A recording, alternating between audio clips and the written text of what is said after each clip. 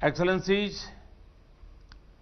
इस साल के समिट का theme BRICS partnership for global stability, shared security and innovative growth प्रासंगिक तो है ही, किंतु दूरदर्शी भी है।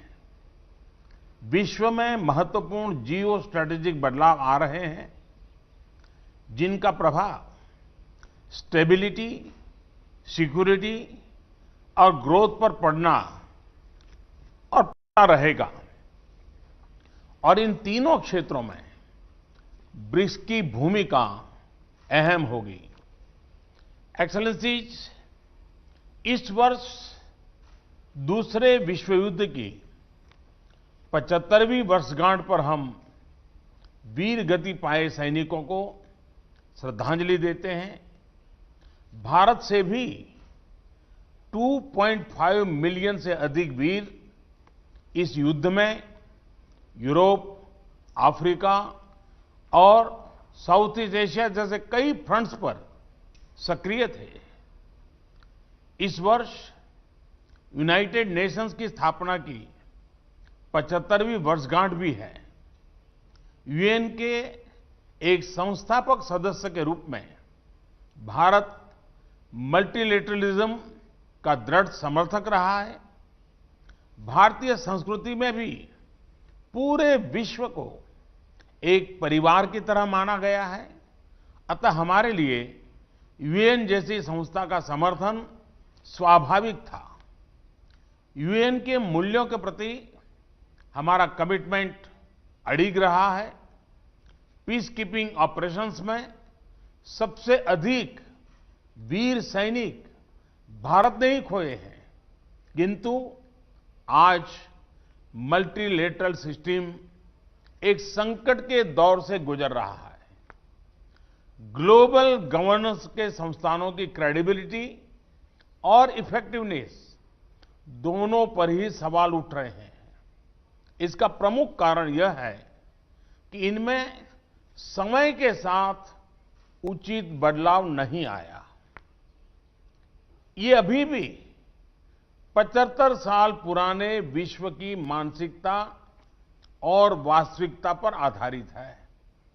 भारत का मानना है कि यूएन सिक्योरिटी काउंसिल में रिफॉर्म्स बहुत ही अनिवार्य है।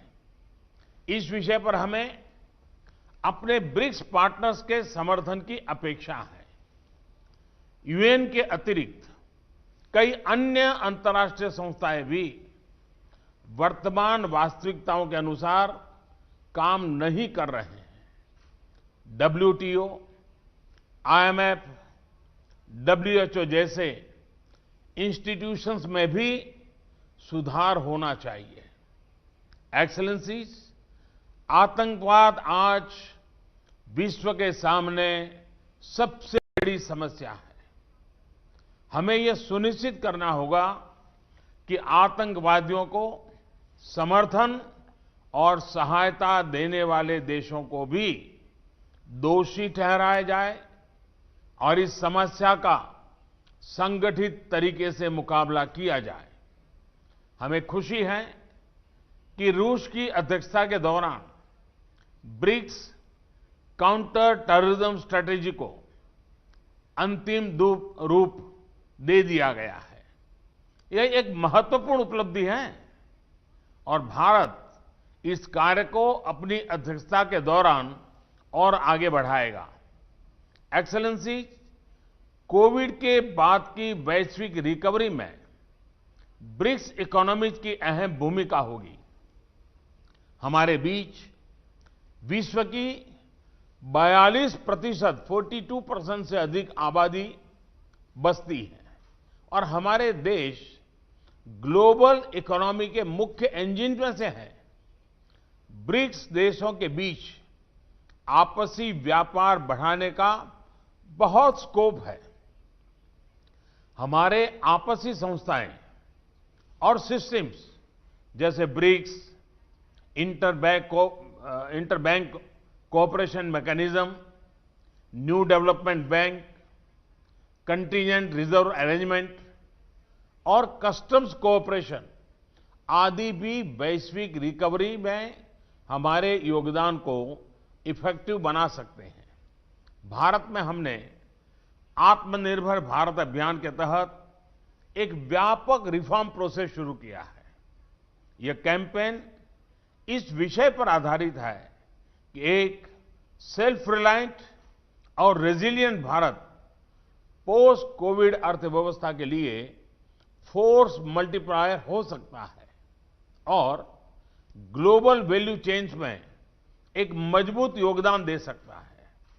इसका उदाहरण हमने कोविड के दौरान भी देखा, जब भारतीय फार्मा उद्योग की क्षमता के कारण हम 150 से अधिक देशों को आवश्यक दवाइयां भेज पाए। जैसा मैंने पहले भी कहा है, हमारी वैक्सीन उत्पादन और डिलीवरी क्षमता भी इस तरह मानवता के हित में काम आएगी। भारत और दक्षिण अफ्रीका ने कोविड-19 वैक्सीन उपचार तथा जांच संबंधी इंटेलेक्चुअली प्रॉपर्टी एग्रीमेंट में छूट दिए जाने का प्रस्ताव रखा है। हमें आशा है कि ब्रिक्स के अन्य देश भी इसका समर्थन करेंगे। अपनी ब्रिक्स अध्यक्षता के दौरान भारत डिजिटल हेल्थ और ट्रेडिशनल मेडिसिन में ब्रिक्स सहयोग बढ़ाने पर कार्य करेगा।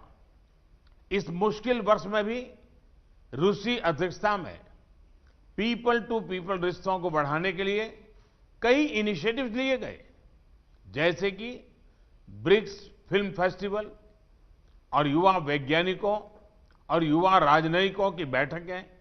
इसके लिए मैं राष्ट्रपति पुतिन का हार्दिक अभिनंदन करता हूं। एक्सेलेंसीज, 2021 में ब्रिक्स के 15 वर्ष पूरे हो जाएंगे। पिछले सालों में हमारे बीच लिए गए विभिन्न निर्णयों का मूल्यांकन करने के लिए हमारे शेरपा एक रिपोर्ट बना सकते हैं। 2021 में अपनी अध्यक्षता के दौरान हम ब्रिक्स के तीनों स्तंभों में इंट्रा ब्रिक्स सहयोग को मजबूत करने का प्रयत्न करेंगे। हम इंट्रा ब्रिक्स एकजुटता को बढ़ाने और इस उद्देश्य के लिए ठोस संस्थागत फ्रेमवर्क डेवलप करने का प्रयास करेंगे। मैं फिर एक बार राष्ट्रपति पुतिन के सभी प्रयासों का अभिनंदन करते हुए मेरी बात को समाप्त करता हूं। धन्यवाद।